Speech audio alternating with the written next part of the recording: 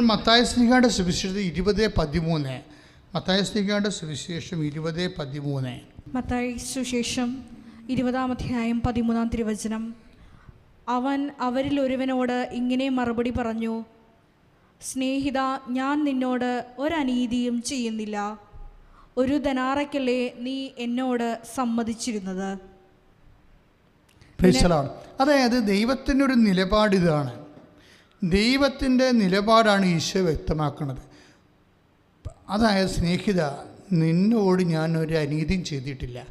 എന്താണ്? നീ ഒരു ദനാറയ്ക്കിനെ സമ്മതിച്ചു, നിൻ്റെ കൂലി വാങ്ങിക്കൊണ്ട് പോവുക. അവസാനം വന്നവർക്കും ഒരു ദനാറ തന്നെ കൊടുക്കാനാണ് എൻ്റെ ആഗ്രഹമെങ്കിൽ എൻ്റെ സ്വത്ത് എനിക്കിഷ്ടമുള്ളവർ കൊടുക്കാൻ പാടില്ലേ എന്ന് വെച്ചാൽ ദൈവത്തിൻ്റെ ഭാഗത്തുനിന്ന് ഒരു അനീതിയും ചെയ്യണില്ല ദൈവം. പക്ഷെ അത് വിശ്വസിക്കാൻ മനസ്സിലാകത്തുള്ളൂ.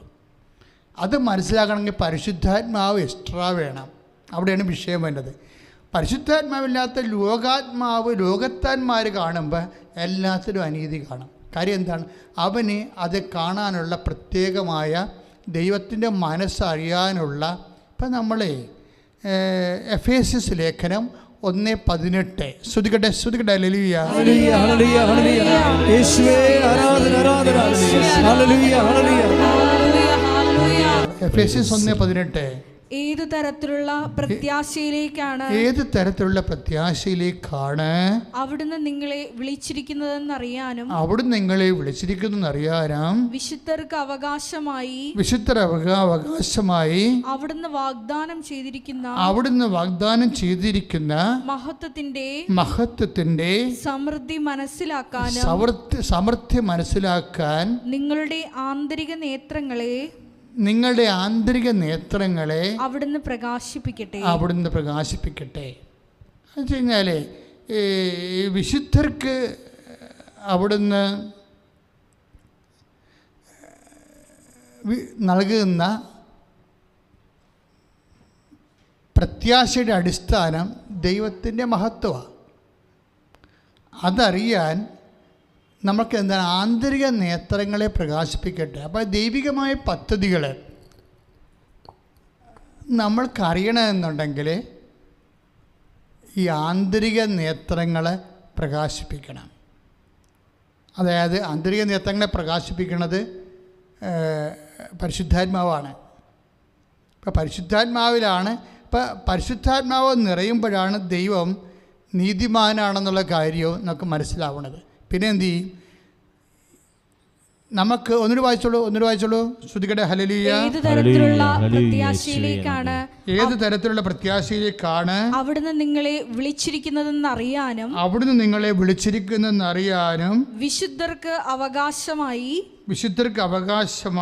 അവിടുന്ന് വാഗ്ദാനം ചെയ്തിരിക്കുന്ന മഹത്വത്തിന്റെ സമൃദ്ധി മനസ്സിലാക്കാനും നിങ്ങളുടെ ആന്തരിക നേത്രങ്ങളെ അവിടുന്ന് പ്രകാശിപ്പിക്കട്ടെ. അതായത് ഈ വചനത്തിൽ വരുന്ന, ഇപ്പം നമുക്കറിയാം, അച്ഛനിത് ഒന്ന് ഓർത്തുപോലും ഇല്ലാത്തൊരു വചനം ഈശോ തന്നതാണ് നമുക്ക്. പക്ഷേ ഇതിൻ്റെ വചനത്തിൽ വരുന്ന ദൈവികമായ കുറച്ച് വഴികളുണ്ട്. അതിലൊന്നെന്താണെന്ന് വെച്ച് കഴിഞ്ഞാൽ എഫേസ്യസ് ലേഖനമാണ് 1:18 നമ്മൾ വായിച്ചത്. വിശുദ്ധർക്ക് അവകാശമായി അവിടുന്ന് വാഗ്ദാനം ചെയ്തിരിക്കുന്ന മഹത്വം, നിത്യമഹത്വത്തെക്കുറിച്ച് പറയുകയാണ്. ഈ നിത്യമഹത്വത്തിൻ്റെ സമൃദ്ധി മനസ്സിലാക്കുന്നതിന് എന്ത് ചെയ്യണം? ആന്തരിക നേത്രങ്ങളെ പ്രകാശിപ്പിക്കണം. അപ്പോഴെന്താ ഇന്ന് പറയാൻ കാര്യം? ഈ ആന്തരിക നേത്രങ്ങൾ മനസ്സിലാക്കുമ്പോഴാണ് ഈ സഹനവും ആന്തരിക നേത്രങ്ങളും തമ്മിൽ കുറേ ബന്ധമുണ്ട്. നമ്മുടെ ഈ സബ്ജക്റ്റ് എന്താ? ശരിക്കും പറഞ്ഞാൽ നമ്മുടെ സബ്ജക്റ്റ് എന്താണ്? അതായത് ഉടമ്പടി, അത് വാഗ്ദാനത്തിൻ്റെ പ്രാർത്ഥനയാണ്. വാഗ്ദാനം എന്താണ്? ദൈവത്തിൻ്റെ എല്ലാ ദാനങ്ങളും വാഗ്ദാനത്തിൻ്റെ രീതിയിലാണ് ബൈബിളിൽ നിക്ഷേപിച്ചിരിക്കുന്നത്. ഈ വാഗ്ദാനത്തെ നമ്മളെന്താ ചെയ്യണത്? ഉടമ്പടി വഴി പ്രാപിക്കുകയാണ് ചെയ്യണത്. അപ്പോൾ പ്രാപിക്കുമ്പോൾ എന്താ സംഭവിക്കണത്? ഈ വാഗ്ദാനം പ്രാപിക്കാൻ എന്ത് വേണം? വാഗ്ദാനം പ്രാപിക്കാൻ കുറച്ച് കഷ്ടപ്പാടുകൾ കൂടി വേണം. വിശ്വാസം വേണം. വാഗ്ദാനം പ്രാപിക്കാൻ വിശ്വാസം വേണം. പിന്നെ എന്ത് വേണം? പ്രത്യാശ വേണം, ദൈവസ്നേഹം വേണം. പക്ഷേ ഇത് മൂന്നും പോരെ, ഇച്ചിരി കഷ്ടപ്പാട് കൂടി വേണം. പിടിയോ? ഇത് വളരെ ശ്രദ്ധിച്ച് ഉടമ്പടിയുടെ വിദ്യാർത്ഥികളെ, ഉടമ്പടി എടുത്തിരിക്കുന്നവർ, ഉടമ്പടി പഠിക്കാനുള്ളവർ ശ്രദ്ധിക്കണം. അതായത് വാഗ്ദാന രൂപത്തിലാണ് ദൈവം എല്ലാം ബൈബിളിൽ നിക്ഷേപിച്ചിരിക്കുന്നത്. ഉടമ്പടിയിൽ നമ്മൾ ഉടമ്പടി എടുക്കുമ്പോൾ വാഗ്ദാനം പ്രാപിക്കുകയാണ് ചെയ്യണത്. കാര്യം ഉടമ്പടി എപ്പോഴും ഒരു ചൊല്ലണ പ്രാർത്ഥനയല്ല, ചെയ്യണ പ്രാർത്ഥനയാണ്. തന്നെയല്ല ഉടമ്പടി ഒരു പദ്ധതി പ്രാർത്ഥനയാണ്. അതൊരു പദ്ധതിയാണ്, ദൈവികമായ പദ്ധതി. ആ പദ്ധതി നമ്മൾ അതിൽ ഭാഗഭാക്കാകുകയാണ് ചെയ്യണത് ഉടമ്പടി വഴി. പക്ഷേ ഉടമ്പടിയിൽ എന്ത് ചെയ്യും? ഇപ്പം പരിശുദ്ധ അമ്മയെ കണ്ടപ്പോൾ എലിസബത്ത് പ്രഗ്നൻ്റ് ആയിട്ടുള്ള പരിശുദ്ധ അമ്മയാണ് എലിസബത്ത് കണ്ടത്, അല്ലേ? ഗർഭവതിയായ പരിശുദ്ധ അമ്മയാണ് എലിസബത്ത് കണ്ടത്. പക്ഷേ അമ്മയ്ക്ക് പോലും താൻ ഗർഭവതിയാണെന്ന് അറിയത്തില്ല, ഇല്ലേ? അമ്മ കടലാസൊക്കെ ഇട്ട് നോക്കിയിട്ടാണ് പോണത് എലിസബത്തിൻ്റെ വീട്ടിലേക്ക്. അല്ല, അമ്മയ്ക്ക് അറിയത്തില്ല അവർ പ്രഗ്നൻ്റ് ആണെന്നുള്ള കാര്യം. മംഗളവാർത്തയ്ക്ക് അവർ ഫിയത്ത് പറഞ്ഞു എന്ന് മാത്രമേ അറിയത്തുള്ളൂ. അപ്പൻ്റെ ഭാഗത്തുനിന്ന് എന്തൊരു നടപടിക്രമം ഉണ്ടായാലും അത് ഏറ്റെടുക്കാൻ ഏതറ്റം വരെ പോകാനും ഇതാ കർത്താവിൻ്റെ ദാസി, സെർവൻ്റ് എന്ന് പറഞ്ഞിട്ടാണ് അവർ ആ ഉടമ്പടി ചെയ്യണത്. ഒരുപക്ഷെ ഏറ്റവും നല്ല ഉടമ്പടി അതാണ്. അവർ സെർവൻ്റാണ് ഞാൻ എന്ന് പറഞ്ഞ് അമ്മ സമർപ്പണം ചെയ്യണതും ആ അപ്പൻ്റെ വാഗ്ദാനം, മംഗളവാർത്തയിലൂടെ നൽകുന്ന വലിയ വാഗ്ദാനമുണ്ട്. ഇത് പ്രാപിക്കാൻ വേണ്ടി ഞാനൊരു സെർവൻ്റാണെന്നാണ് അമ്മ പറഞ്ഞത്. അപ്പോൾ സെർവൻ്റ് ആകുന്നതിലൂടെയും ഉടമ്പടി പ്രാപിക്കാൻ പറ്റും. ഇത് താഴ്ന്നു വരണവരുടെ ദൈവഹിതം എങ്ങനെ സെർവൻ്റ് ആകുമ്പോൾ ചുമ്മാ സെർവൻ്റൊന്നും ആകാൻ പറ്റത്തില്ല. ചുമ്മാ സെർവൻ്റ് ആകുമ്പോൾ സ്വാഭാവികമായിട്ടും വാഗ്ദാനം, അമ്മയുടെ ഒരു മെത്തേഡ് അതാണ്. വാഗ്ദാനം പ്രാപിക്കാൻ ഞാൻ സെർവൻ്റ് ആയിക്കൊള്ളാം എന്നാണ് അമ്മ പറയണത്. ബൈബിളിലെ സെർവൻ്റ് എന്ന് പറഞ്ഞാൽ സഫറിങ് സെർവൻ്റാണ്, സഹനദാസിയാണ്. അപ്പം സഹനത്തിൻ്റെ ഒരു കണ്ടൻ്റ് ഉണ്ട്. അപ്പൻ്റെ വാഗ്ദാനം പ്രാപിക്കാൻ, വചനത്തെ മാംസമാക്കി രക്ഷകനായ ലോകത്തേക്ക് നൽകാൻ ഞാൻ സഹനം ഏറ്റെടുത്തോളാമെന്ന് അമ്മ പറയും. അപ്പോഴങ്ങനെ പറയുന്ന സമയത്ത് അപ്പോൾ വചനം മാംസമായി അമ്മ പ്രഗ്നൻ്റ് ആവും. പക്ഷെ അമ്മ എങ്ങനെയാണ് ഈ വാഗ്ദാനം പ്രാപിച്ചതിനെക്കുറിച്ച് എലിസബത്തിൻ്റെ വാക്കിൽ നിന്ന് നമുക്ക് മനസ്സിലാകണത്. അമ്മ എങ്ങനെയാണ് ഇപ്പോൾ ഉടമ്പടി എടുക്കുന്നവർ ശ്രദ്ധിക്കണം. അമ്മ എങ്ങനെയാണ് വാഗ്ദാനം പ്രാപിച്ചതെന്ന്, അമ്മ അപ്പനുമായിട്ട് ചെയ്തിട്ടുള്ള ഉടമ്പടി എങ്ങനെയാണ് അമ്മ അതിൽ ആ വാഗ്ദാനം പ്രാപിച്ചതെന്ന് നമുക്ക് അമ്മയുടെ വാക്കിൽ നിന്ന് കിട്ടത്തില്ല, എലിസബത്തിൻ്റെ വാക്കിൽ നിന്നാണ് കിട്ടണത്. എലിസബത്ത് പരിശുദ്ധാത്മാവിൽ നിറഞ്ഞ് പറയുന്നത് വിശുദ്ധ ലൂക്കാസ് സുവിശേഷം 1:45 അമ്മയ്ക്ക് എന്താണ് സംഭവിച്ചത്, അമ്മ എങ്ങനെയാണ് ഉടമ്പടി പ്രകാരം വാഗ്ദാനം പ്രാപിച്ചതെന്ന് എലിസബത്ത് പറയുന്നുണ്ട്. എന്താണ് എലിസബത്ത് പറയണത്? മേരി എന്ന് ഏറ്റു പറഞ്ഞേ, കർത്താവ് നിന്നോട് അരുളി ചെയ്ത കാര്യങ്ങൾ നിറവേറുമെന്ന് വിശ്വസിച്ച നീ ഭാഗ്യവതി. ഇതാണ് വിഷയം. അമ്മ ഈ ഉടമ്പടി പ്രകാരം എങ്ങനെയാണ് വാഗ്ദാനം പ്രാപിച്ചതെന്ന് വിശുദ്ധ ലൂക്കാസ് സുവിശേഷം 1:45 പറയണത്. എങ്ങനെയാണ്? എലിസബത്ത് പരിശുദ്ധാത്മാവിനാൽ നിറഞ്ഞു പറഞ്ഞു. എന്താണ് എലിസബത്ത് പറഞ്ഞത്? അഥവാ എലിസബത്തിലൂടെ പരിശുദ്ധാത്മാവ് എന്താണ് പറഞ്ഞത്? മേരി, എലിസബത്തിന് പരിശുദ്ധാത്മാവ് എന്താണ് എലിസബത്തിലൂടെ പറഞ്ഞത്? Mary, you are blessed. നീ എന്താണ്? ഭാഗ്യവതിയാണ്. എന്താണ്? ഈ ഉടമ്പടി ആണ് നമ്മളെ ഭാഗ്യമുള്ളവരാക്കണത്. അതാണ് പരിശുദ്ധാത്മാവ് പറയണത്. ഒരു വ്യക്തിയെ ഭാഗ്യമുള്ളതാക്കണത് ഉടമ്പടിയാണ്. എന്താണ്? നീ ഭാഗ്യവതിയാണ്. കാര്യം എന്താണ്? ദൈവം നിന്നോട് പറഞ്ഞ വാഗ്ദാനം, നീ ഒരു ഗർഭം ധരിച്ച് ഒരു പുത്രനെ പ്രസവിക്കുമെന്നുള്ള വാഗ്ദാനം നീ എന്ത് ചെയ്ത്? അത് നിറവേറും.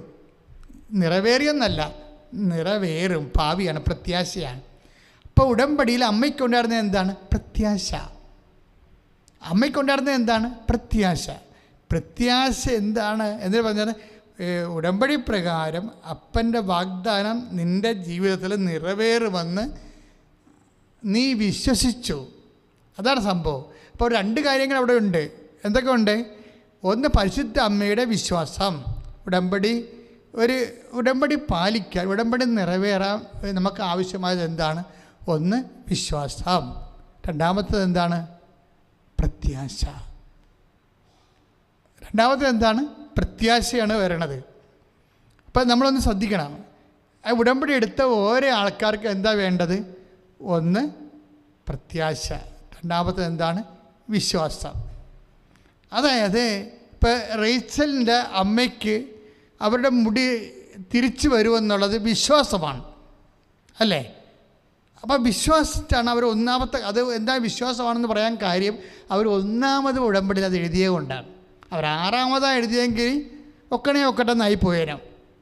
പല ആൾക്കാരുടെ ഉടമ്പടി ഉടക്കി കിടക്കേണ്ട കാര്യം ഈ ഒക്കട്ടെന്ന് പറഞ്ഞുകൊണ്ട് ദൈവത്തിൻ്റെ ശക്തിയിൽ അവിശ്വസിച്ചുകൊണ്ട് അവസാനത്തെ കാര്യം എഴുതിയതാണ് പണിയായി പോയിരിക്കുന്നത്. അതുകൊണ്ട് അവരെല്ലാം തിരിച്ചു വന്ന് ഉടമ്പടി പുതുക്കിയിട്ട് ഒരിക്കലും നടക്കാത്ത കാര്യം, എന്നാൽ നടന്നേ മുന്നോട്ട് പോകാൻ പറ്റാത്തുള്ള കാര്യം ആദ്യം എഴുതിയിട്ട് ദൈവത്തെ വിശ്വാസത്തിലെടുക്കണം.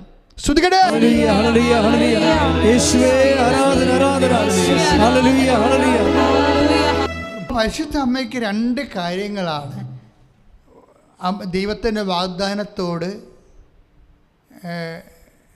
അതാണ് നിയോഗമെന്ന് പറയുന്നത്, ഇല്ലേ?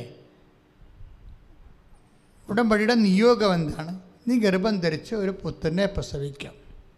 അതാണ് നിയോഗം. ഉടമ്പടിയുടെ നിയോഗം. ആ നിയോഗത്തിന് ദൈവം ആവശ്യപ്പെടുന്നത് നിബന്ധന മറിയത്തിൻ്റെ പ്രത്യാശയാണെന്നുള്ളത് ദൈവം മാതാവിനോട് പറഞ്ഞിട്ടില്ല, പക്ഷെ പരിശുദ്ധാത്മാവ് പറഞ്ഞു. അവിടെയാണ് വിഷയം വന്നത്. ഉടമ്പടിക്ക് പരിശുദ്ധാത്മാവിന് ആവശ്യമാണ് നമുക്ക്, അല്ലാതെ ആലപ്പുഴ വരാൻ വണ്ടിക്കാശുണ്ടായാൽ മാത്രം വർക്കൗട്ട് ചെയ്യത്തില്ല. അതായത് മാതാവിൻ്റെ പ്രത്യുത്തരം എന്താണ്? എലിസബത്ത് പറയണത്, മേരി, കർത്താവ് നിന്നോട് അരുളി ചെയ്ത കാര്യങ്ങൾ നിറവേറുമെന്ന് നീ വിശ്വസിച്ചു. രണ്ടാമത്തെ എന്താണ്? നിറവേറുമെന്നാണ് വിശ്വസിച്ചത്. ഭാവി നടക്കാൻ പോണ കാര്യമാണ്. അതിനകത്ത് പ്രത്യാശയുണ്ട്. ഒരേ സമയം ഉടമ്പടിക്ക് നമുക്ക് വരുന്നിരിക്കുന്ന നിബന്ധന വിശ്വാസവും പ്രത്യാശയുമാണ്. ഈ വിശ്വാസവും പ്രത്യാശയും എന്ന് പറയുമ്പോൾ ഇപ്പം എന്താണ് ചെയ്യണത്? ഇപ്പോൾ അവരുടെ പേരെന്നാ നമ്മൾ കണ്ടത്, ഷെർലി അല്ലേ? ഷെർലി പട്ടിയൂർക്കാവിൽ എന്താ ചെയ്യണം? അവർ ഈ മകൻ 2ാം ഇൻ്റർവ്യൂവിന് പോകുമ്പോൾ ഉടമ്പടി ചെയ്തതിന് ശേഷം ഉടമ്പടി കാശ് രൂപ അവർ പോക്കറ്റിലിട്ട് കൊടുക്കും. എന്നിട്ടെന്താ പറയണത്? മകനെ, നീ 2ാമത്തെ ഇൻ്റർവ്യൂവിൽ, 2ാമത്തെ കമ്പനി ഇൻ്റർവ്യൂവിൽ, സ്കൂളിൻ്റെ ഇൻ്റർവ്യൂവിൽ നീ ജയിക്കും. അതെന്താണ്? ഷെർലിയുടെ പ്രത്യാശയാണ്. വിശ്വാസമുണ്ട് അതിൻ്റെ അകത്ത്, അല്ലേ? എന്താ കാര്യം വെച്ച് കഴിഞ്ഞാൽ ഈ എപ്പോഴും പഴയ ഉടമ്പടി എല്ലാം ചെയ്യണത് ആദ്യം ഒരു സ്തംഭം നാട്ടും, പിന്നെ അവർ ഉടമ്പടി ചെയ്യും, പിന്നെ അവർ ഭക്ഷണം കഴിക്കും. ഇതെല്ലാം സ്ഥിരീകരണത്തിൻ്റെ ഒരു ഇതാണ്. മരിയൻ ഉടമ്പടിയിൽ നമ്മൾ സ്തംഭം നാട്ടുന്നതിന് പകരം നമ്മളെ കൊടുക്കുന്നത് ഉടമ്പടി കാശുരുവാണ് കൊടുക്കുന്നത്. ഉടമ്പടി കാശ് എന്ന് സ്തംഭം നാട്ടണം എന്താണ്? പഴയ നിയമത്തിൽ കല്ലെടുത്ത് വെക്കും. ഉടമ്പടി ചെയ്ത് കഴിഞ്ഞാൽ ഒരു കല്ലെടുത്ത് വെക്കും, ഒരു കരിങ്കല്ല്. എന്നിട്ട് അതിന്മേ ഉടമ്പടി തൈലം ഒഴിക്കും. അപ്പോഴാണ് അത് ഓർമ്മക്കല്ലാണ്, സ്മാരകശില. അപ്പോൾ ഈ സ്മാരകശിലയുടെ ഉടമ്പടിയിൽ നമുക്ക് കുറേ സംഭവങ്ങൾ മരിയൻ ഉടമ്പടിയിലുണ്ട്. ഉടമ്പടി തൈലം ഒരു സ്മാരകശിലയാണ്. പിന്നെ ഉടമ്പടി പത്രിക, പിന്നെ ഉടമ്പടി കാശുരൂപം, ഇങ്ങനെ കുറേ സ്മാരകശിലകളുണ്ട്. പക്ഷേ എന്താ സംഭവം? ഇതെല്ലാം ഈ ശില നാട്ടണം എന്തിനാണെന്ന് പഴയ നിയമത്തിൽ ഉടമ്പടി എടുക്കുന്നവർ, ഞാൻ യഹോവയുടെ നാമത്തിൽ ചെയ്ത ഉടമ്പടിയുടെ ഓർമ്മയാണതെല്ലാം. അതുകൊണ്ട് ഞങ്ങൾ നിർബന്ധമായിട്ട് പറയും, ഉടമ്പടി കാശുരൂപം പോകരുത് എന്ന് പറയും. കാശുരൂപം ആർക്കെങ്കിലും നഷ്ടപ്പെട്ടുണ്ടെങ്കിൽ, ഇൻ കേസ് അവർക്ക് കാര്യം അറിയാൻ പാടില്ലാതെ അല്ലെങ്കിൽ എങ്ങനെയെങ്കിലും പോയിട്ടുണ്ടെങ്കിൽ ഡാമേജ് ആയാൽ തിരിച്ചു കൊടുക്കും. കാര്യം അത് ഞങ്ങൾക്കറിയാം അതിൻ്റെ വില എന്താണെന്നറിയാം. പക്ഷേ നിങ്ങൾക്കും അറിയണം. അതുപോലെ ഉടമ്പടി പ്രകാരമുള്ള ഓർമ്മ ആയിട്ടുള്ള തിരുവസ്തുക്കളാണ് അതെല്ലാം. അപ്പം അത് നിങ്ങളതുപോലെ തന്നെയാണ് കരുതേണ്ടത്. ചില ആൾക്കാർക്ക് ഈ കരുതൽ കൂടുതലാണ്. പക്ഷേ ഞാൻ ഉടമ്പടി കിട്ടിയിരിക്കുന്ന വസ്തു എന്താണെന്ന് ചിലർക്ക് വല്ലാണ്ട് അങ്ങോട്ട് അറിയാം. അവിടെയാണ് പ്രശ്നം. ചിലക്ക് അറിയാം, ചിലക്ക് വല്ലാണ്ടറിയാം എന്തെല്ലാമാണ് കിട്ടിയിരിക്കണമെന്ന്. ഏറ്റവും കൂടുതൽ കഷ്ടപ്പെടുന്നവർക്ക്, ഇതിനു വേണ്ടി ഇൻവെസ്റ്റ് ചെയ്യുന്നവർക്കാണ് ഏറ്റവും ക്വാളിറ്റി ആയിട്ടുള്ള സാക്ഷ്യങ്ങളുള്ളത്.